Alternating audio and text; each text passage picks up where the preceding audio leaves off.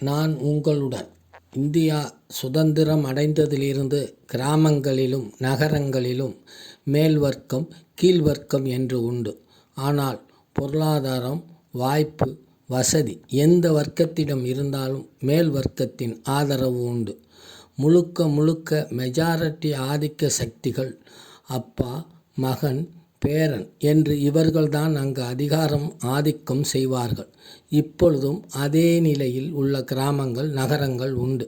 இவர்கள் ஆட்சியில் புகுந்து அரசின் எல்லா சலுகைகளும் அதில் வரும் வருமானத்தையும் அடைவார்கள்.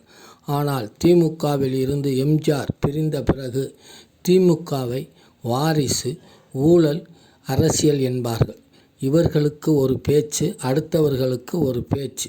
வெட்கப்பட மாட்டார்கள். திமுகவின் வாரிசுகள் கொள்கை கோட்பாட்டுக்காக கட்சிக்கு உழைத்து காப்பாற்றி கொண்டும் ஆட்சி அதிகாரத்தால் கடைநிலை மக்களுக்கு திட்டங்கள் மூலம், கல்வி மூலம் ஒரு கௌரவத்தை தந்து கொண்டிருக்கிறார்கள். ஆனால் அவர்களோ பணத்துக்கு மேல் பணம் சேர்த்து கொண்டு எந்தவித ஈவு இரக்கமும் இல்லாமல் எளியவர்களை அடக்கி ஒடுக்கத்தான் நினைப்பார்கள். எதுவாக இருந்தாலும் அவர்களுக்கு கிடைக்க வேண்டும். இல்லையென்றால் விமர்சனம் என்ற பெயரில் வஞ்சகம், சூழ்ச்சி செய்வார்கள். இது எங்கும் உண்டு.